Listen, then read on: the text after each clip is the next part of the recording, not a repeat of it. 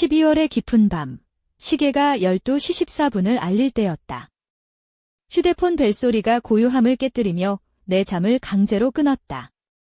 며칠 만에 겨우 잠들었던 나, 김유진은 손을 더듬어 침대 옆 탁자 위를 헤맸고 실수로 비어있던 커피잔을 넘어뜨렸다.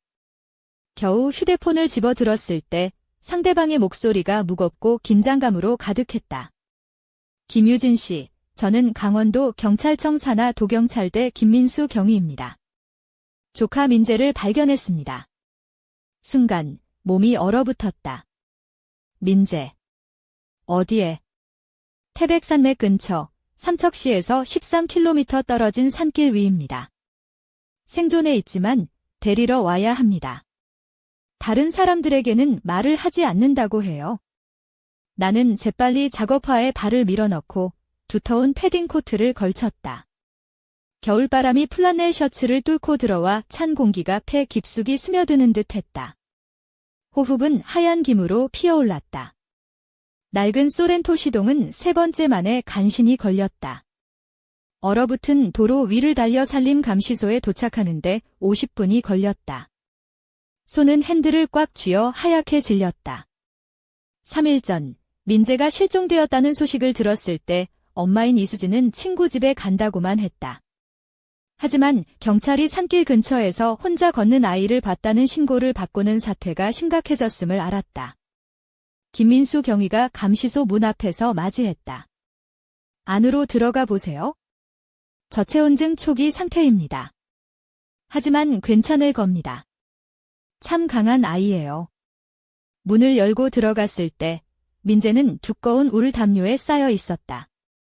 5살이던 그가 훨씬 작아 보였다. 흙먼지가 얼굴에 묻어 있었고 시선은 멍하게 먼 곳을 응시했다. 전에 내가 방문할 때마다 반짝이던 눈빛은 이제 텅 빈 듯 나이를 훨씬 초월한 듯 보였다. 민재야. 내 목소리는 일부러 차분하게 유지했다. 그의 고개가 천천히 돌았다.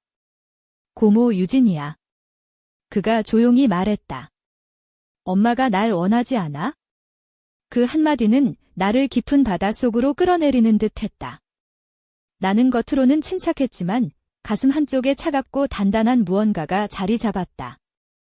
수진이 무너져가는 걸 눈치채긴 했지만 5살 아이를 산에 버려두다니. 그건 너무했다. 그건 절대 사실이 아니야. 내 목소리는 용접할 때처럼 단단하고 확고했다. 이제 너는 내 가족이야. 나는 사람을 포기하지 않아. 담요 속에서 그의 작은 손이 내 손을 찾았다. 손가락이 아직도 차갑게 떨리고 있었다. 우리 집에 갈래? 그게 바로 우리가 가는 곳이야. 경찰이 서류 몇 장을 건넸다. 내일 아동보호기관에서 연락이 올 테지만 오늘 밤은 내가 책임져야 해. 어디서 발견했고 무슨 말을 들었는지 진술해야 한다고 했다. 나는 읽지 않고 서명했다. 내 온 정신은 민재에게 향해 있었다. 그가 내 손을 놓지 않고 있었으니까. 돌아오는 길은 조용했다. 히터가 간신히 차가운 공기를 녹였고 민재는 조수석 문에 기대어 감시소 담요를 두른 채 잠이 들었다. 나는 가끔씩 옆을 힐끗 보며 아이가 숨을 쉬고 있는지 확인했다. 농가에 도착하자 민재를 안고 들어갔다. 몸무게가 거의 없는 아이였다. 손수 마련한 빈방 침대에 그를 눕혔다. 이 방은 엄마가 점점 불안정해지면서 점점 더 방문이 뜸해진 곳이었다. 고모 유진. 속삭이는 듯한 목소리였다. 엄마 돌아올까?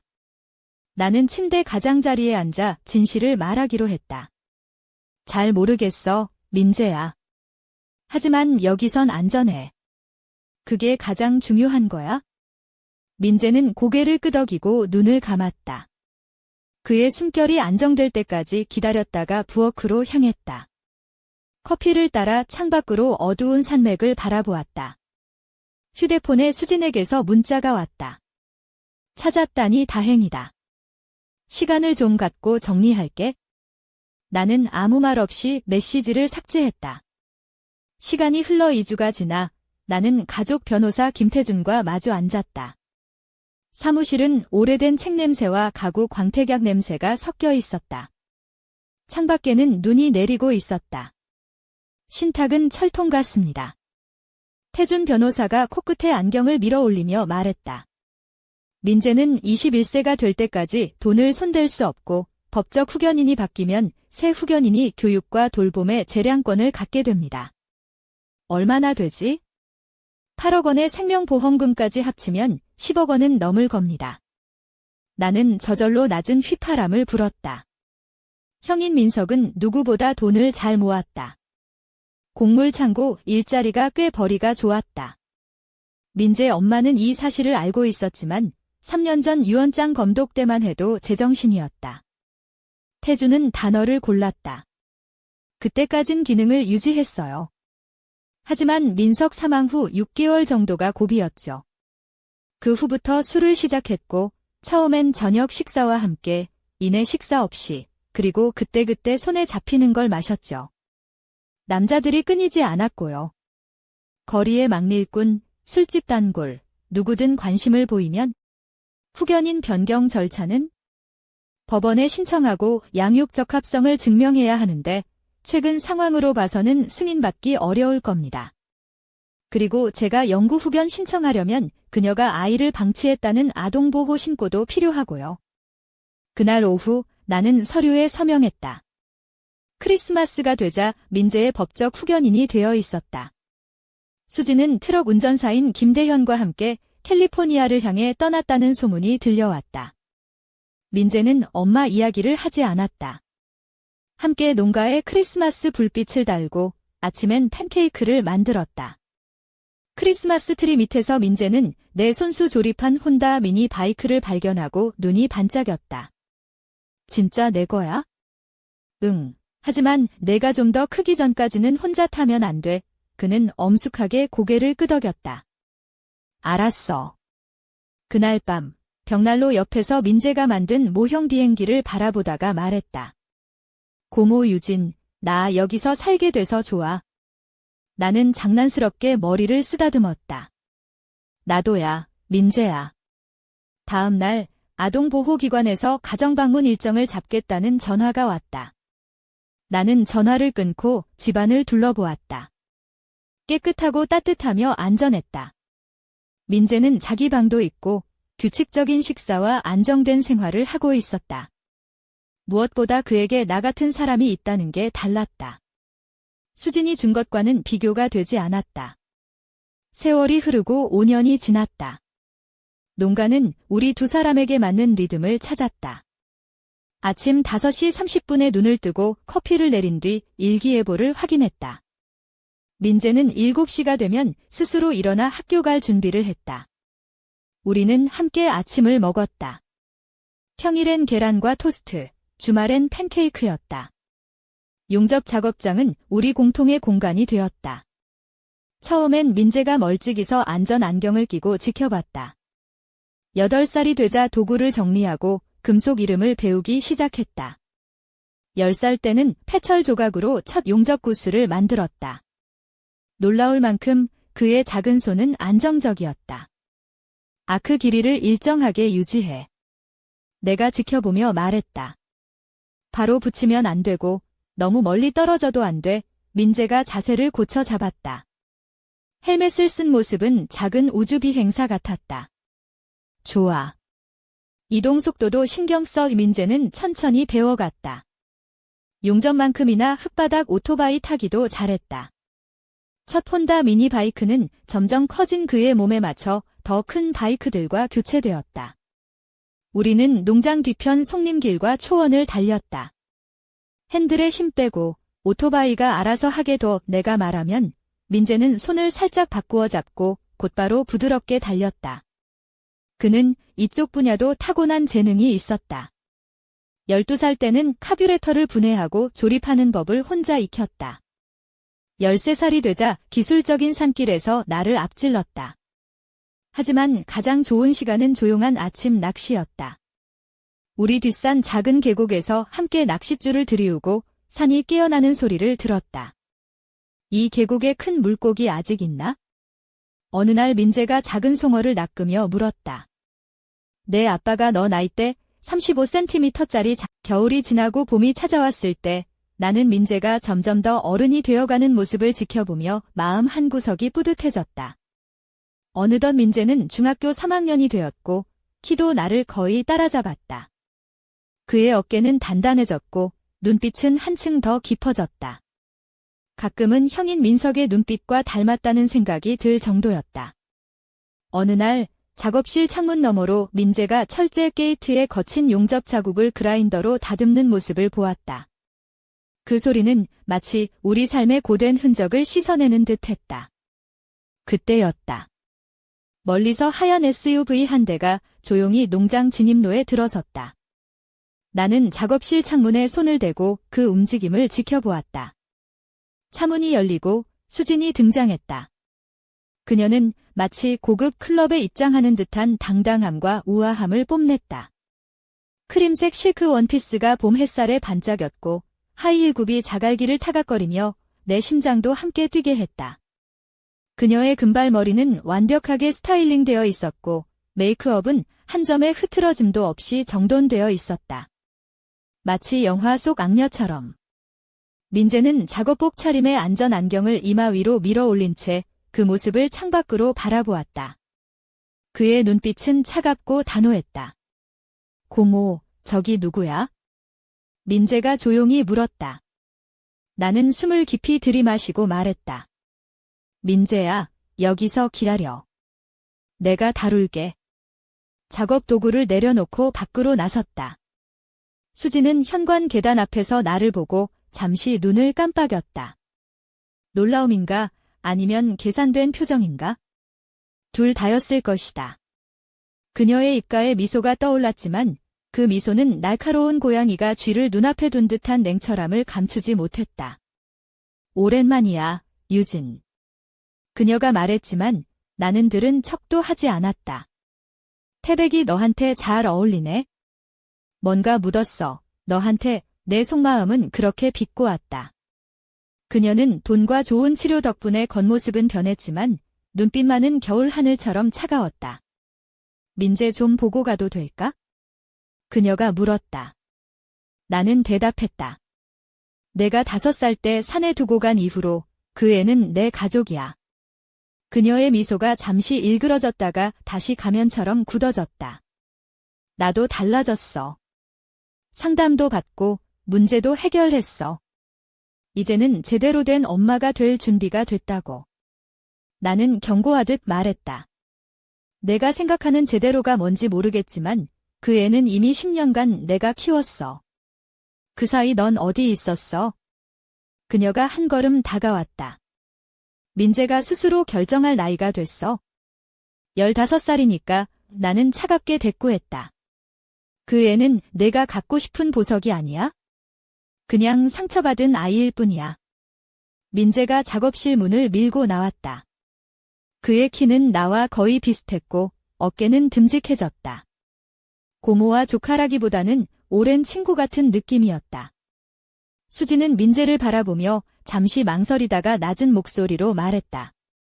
민재야, 내가 이렇게 컸다니. 엄마가 많이 보고 싶었어. 민재는 그녀를 똑바로 응시했다. 차가운 바람이 지나가듯 그의 말은 단호했다. 그럼 왜 10년 동안 아무 연락도 없었어? 왜 갑자기 지금 나타난 거야? 수진의 얼굴이 창백해졌지만 이내 다시 감정을 다잡았다. 내가 제대로 된 엄마가 되려고 시간이 필요했어. 이제는 널 위해 모든 걸 할 수 있어? 그 순간 민재는 살짝 고개를 돌려 작업실로 돌아갔다. 내일 학교도 있고 작업도 해야 해. 나중에 다시 와. 문이 부드럽게 닫혔다. 수지는 멍하니 그 뒤를 바라보다가 화난 듯 내게 말했다. 민재는 내 아들이야. 그리고 그 신탁 자금도 내 거라고. 나는 웃음을 참지 못했다. 내가 5살짜리를 산속에 버리고 떠난 엄마 맞아? 그 돈도 결국 그 아이의 것일 뿐이야. 그녀는 다시 차에 올라타며 말했다. 곧 변호사에게 연락할 거야. 차가 조용히 돌아서며 내 눈앞에서 사라졌다. 민재가 작업대로 돌아와 내 어깨를 툭 치며 말했다. 그 사람 변했을까? 나는 작은 미소로 대답했다. 돈이 사람을 바꾸는 법이지. 시간이 흐르면서 수진이 마을에 퍼뜨리는 소문들이 들려오기 시작했다. 민재가 위험한 기계들을 혼자 만진대. 술 마시는 것 같아. 학교도 자주 빠진대. 이런 말들이 귓가를 맴돌았다. 나는 무심한 척했지만 마음 한켠이 무거웠다. 민재는 나와 함께 일하며 정직과 책임감을 배웠다. 그런 그가 헛된 소문에 흔들릴 리 없었다. 하지만 사람들의 시선은 무섭고 그 시선이 점점 우리를 조여왔다. 어느 날 학교 상담교사 박준호 선생님이 나를 찾아와 말했다. 민재가 안전한지 확인하려고 합니다. 몇 가지 질문을 드렸는데 아이가 잘 대답했어요. 나는 안도의 한숨을 내쉬었다. 그럼에도 불구하고 누군가가 우리를 감시하고 있다고 느꼈다. 아마도 수진이었다. 그녀는 소문을 퍼뜨리고 심지어 가짜 아동보호기관 직원 행세까지 하며 정보를 빼내려 했다. 나는 내 모든 기록을 꼼꼼히 정리했다. 학교 성적, 건강검진, 작업장 안전교육 기록까지. 완벽해야 했다. 완벽하지 않으면 민재를 빼앗길 수도 있었다. 그 와중에 친구이자 사냥 동료였던 류대현이 연락을 주었다. 유진아, 수진이 지난주부터 한리건스 술집에 자주 나타나더라. 현지 보험 설계사였던 박 선생님과도 함께 있었어. 술에 취해 신탁 자금을 어떻게 쓸지 떠들고 다니는데 군사학교 보내서 키울 필요 없다고 했대. 나는 핸드폰을 들고 조용히 녹음을 시작했다. 그날 밤 나는 한리건스 바에 숨어 수진의 말들을 조용히 기록했다. 아이들은 어릴 때만 귀엽지 15살이 되면 그냥 돈만 많이 드는 존재야. 신탁 돈만 받으면 군사학교 보내버릴 거야. 내 심장은 얼어붙었다. 돈이 사람을 어떻게 바꾸는지 이제는 몸소 느꼈다. 민재는 그 소리를 듣고 어깨를 움츠렸다. 돈은 문을 열어주지만 어떤 문을 선택할지는 내가 결정할 거야. 나는 그를 꼭 안았다. 여기서 널 지킬 거야. 어떤 일이 있어도. 그리고 법원 날이 다가왔다. 법원은 오래된 나무 냄새와 바닥 왁스 냄새가 섞여 있었다. 민재와 나는 변호사 태준과 함께 마지막 준비를 했다. 상대편 변호사는 세련되고 날카로웠지만 나는 진실만 믿었다. 민재가 증언대에 섰다. 차분한 목소리로 말했다. 고모와 함께 살고 싶어요. 10년 동안 가족이 되어주셨고 제가 누구인지 가르쳐 주셨어요. 엄마는 돈만 생각하는 것 같아요. 저는 지금 이 삶이 좋아요. 법원은 우리 편이었다. 판사는 수진에게 엄중한 경고와 함께 양육권 변경 신청을 기각했다. 그리고 재판이 끝난 후 민재와 나는 농장으로 돌아왔다. 해가 산 너머로 지며 붉은 빛이 퍼졌다. 나는 그날의 평화로운 순간을 오래 기억할 것이다. 민재가 작은 돌멩이를 골라 개울에 던지며 말했다. 고모, 가장 이상한 건 엄마가 줄 수 있다고 말한 기회들이었어요. 그런데 전 이미 모든 걸 가지고 있었어요. 이곳, 작업실, 산길, 그리고 고모. 나는 웃으며 답했다. 그래, 너는 이미 충분히 가진 사람이야. 그 순간 나는 깨달았다. 어떤 문을 열지 결정하는 것은 돈이 아니라 사랑과 신뢰라는 걸. 그리고 나는 이 싸움을 끝까지 지킬 것이다. 우리의 이야기는 아직 끝나지 않았다. 봄이 지나고 여름의 무더위가 시작되었을 때 나는 민재와 함께 농장 주변을 걷고 있었다. 그가 점차 어른이 되어가는 모습에 가슴이 벅차올랐다. 그의 피부는 햇볕에 살짝 그을렸고 손가락은 작업장에서 단련된 듯 굳고 거칠었다. 그날 민재는 새로 산 작업화 대신 오래된 운동화를 신고 있었다. 나는 그 모습을 보고 속으로 웃었다. 아니, 너 아직도 운동화 신고 다니니? 작업화는 언제 신으려고? 민재는 멋쩍게 웃으며 말했다. 고모, 아직은 좀 불편해. 이게 더 편해. 그 모습이 왠지 모르게 귀여웠다. 검정색 반팔 티셔츠에 청바지, 그리고 낡은 운동화. 그의 꾸밈없는 모습은 그 누구보다도 진솔했고 나는 그게 좋았다. 한때는 그가 험한 산속에서 혼자 버티던 어린아이였다는 것이 믿기지 않을 만큼 말이다. 그날 오후 나는 작업실에서 철제 의자를 다듬고 있었고 민재는 옆에서 작은 철제 상자를 용접하고 있었다. 그의 눈은 집중력으로 반짝였고 움직임은 점점 더 숙련되어 보였다. 용접 불꽃이 너무 가까우면 녹아버려. 조금 더 멀리 떨어져. 내가 조언했다. 민재는 고개를 끄덕이며 자세를 조정했다. 작업복 위로 땀이 송골송골 맺혔지만 그는 멈추지 않았다. 그 모습은 마치 작은 예술가 같았다. 용접봉에서 튀는 불꽃이 그의 얼굴을 살짝 비추며 그 안에 담긴 열정과 결의가 빛나는 듯했다. 나는 가끔 그가 어릴 때부터 이 순간을 상상했을까 궁금해졌다. 아마도 그랬을 것이다. 그럼에도 불구하고 그 시절의 상처가 그의 눈동자 어딘가에 어렴풋이 남아있었다. 작업을 마치고 밖으로 나가니 마을 사람들의 시선이 따가웠다. 수진이 퍼뜨린 풍문 때문이었다. 저 아이, 너무 위험한 일을 시키는 것 아니냐? 술도 마시고 학교도 자주 빼먹는다더라. 나는 그런 말들을 들을 때마다 마음속으로 웃었다. 민재가 그런 아이가 아니라는 걸 모두가 알게 될 날이 올 거라고 믿었다. 그러나 현실은 녹록지 않았다. 어느 날 학교 상담 선생님 박준호가 전화를 걸어왔다. 민재의 안전과 복지에 대해 몇 가지 질문을 하겠다며 방문을 요청했다. 나는 차분한 목소리로 대답했다. 민재는 건강하고 학교도 성실히 다니고 있습니다. 작업장에서는 항상 안전장비를 착용하며 제가 직접 지켜보고 있습니다. 방문 당일 나는 집안을 청소하고 민재 방을 정돈했다. 그의 방은 모형 비행기와 오토바이 잡지로 가득했다. 학교 교과서와 공책도 가지런히 쌓여 있었다. 아동보호기관에서 온 담당자들은 꼼꼼히 집안을 살피며 기록을 남겼다. 민재는 침착하게 그들의 질문에 답했다. 네, 저는 안전장비를 항상 착용해요. 고모는 술을 마시지 않고 저를 지켜주고 계세요. 담당자 중 한 명이 고개를 끄덕이며 말했다. 아주 책임감 있는 아이네요. 나는 가슴속 깊이 안도의 숨을 내쉬었다. 하지만 수진의 공격은 멈추지 않았다. 그녀는 마을 술집 한리건스에서 취한 채로 신탁 자금을 이야기하며 군사학교에 보내겠다는 계획을 떠벌렸다. 나는 친구 류대현과 함께 그녀의 말을 녹음했다. 수진이 크게 소리쳤다. 15살이 되면 아이는 귀찮아져. 돈만 챙기면 끝이야. 그 순간 나는 이 싸움이 단순히 가족 간의 문제가 아니라는 걸 깨달았다.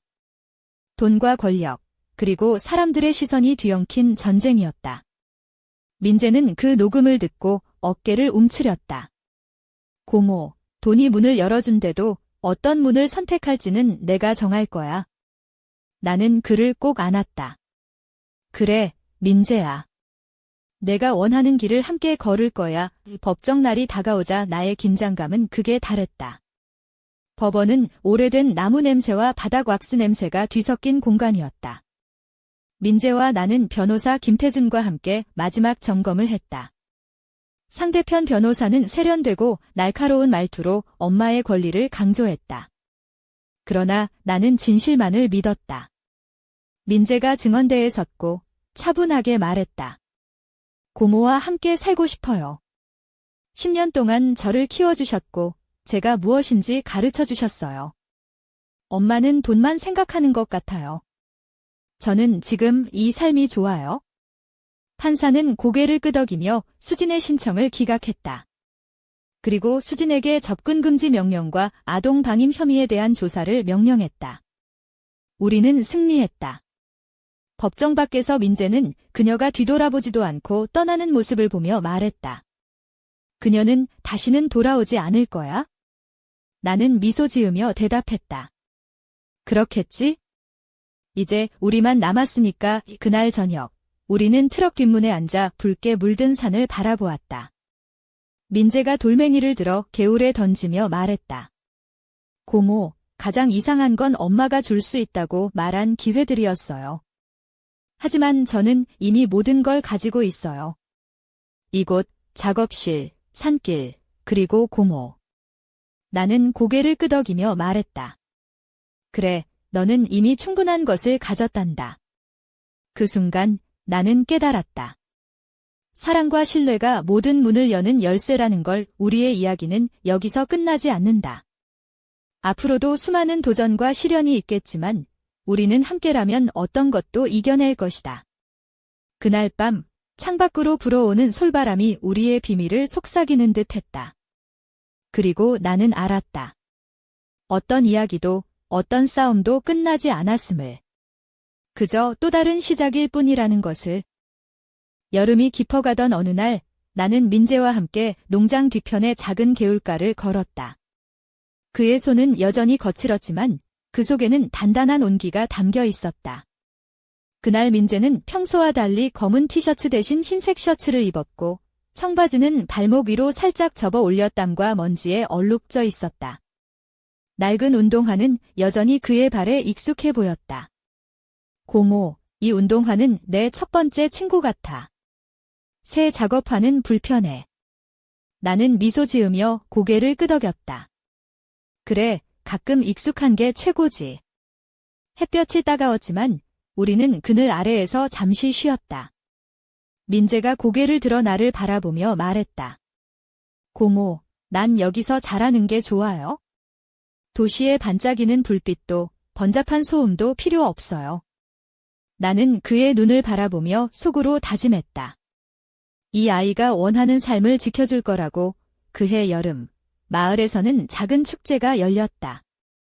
나는 민재와 함께 그곳을 찾았다. 축제장은 사람들로 북적였고 어린아이들의 웃음소리가 하늘에 닿았다. 민재는 낯선 이들을 피해 조용히 구석에 앉아 있었다. 그의 옆에는 낡은 작업장 가방이 놓여 있었다. 나는 그를 바라보며 슬며시 속삭였다. 민재야, 우리도 이곳에서 행복할 수 있어? 민재는 고개를 끄덕이며 내 손을 꼭 잡았다. 그 순간 나는 그가 이 작은 마을에서 자신만의 길을 찾기 시작했음을 느꼈다. 그러나 평화는 오래가지 않았다. 어느 날 나는 작업실에서 일하던 중 낯선 전화 한 통을 받았다. 수진의 변호사였다. 김유진 씨, 곧 있을 재판에 대비해 저희도 준비하고 있습니다. 이번에는 더 강경하게 나갈 생각입니다. 나는 전화기를 내려놓으며 깊은 한숨을 내쉬었다. 싸움은 끝나지 않았다. 민재와 나, 두 사람의 삶을 흔들려는 거대한 파도가 다시 몰려오고 있었다. 이 며칠 후, 수진이 마을에 다시 나타났다. 이번에는 전보다 훨씬 세련된 옷차림과 자신감으로 무장한 모습이었다. 그녀는 마을 카페에서 사람들과 대화를 나누며 신탁자금과 교육기회에 대해 이야기했다. 나는 멀리서 그 모습을 지켜보며 마음속으로는 웃었다. 돈이 사람을 바꾸는 건 분명하지만 진심은 감출 수 없어. 민재는 그날도 작업실에서 묵묵히 자신의 기술을 갈고 닦았다. 그는 이미 어른이었고 스스로를 지킬 준비가 되어 있었다. 어느 늦은 저녁, 나는 민재와 함께 농장 앞마당에 앉아 별을 바라보았다. 그의 손이 내 손을 잡았다. 고모, 앞으로 어떤 일이 있어도 함께 할 거죠?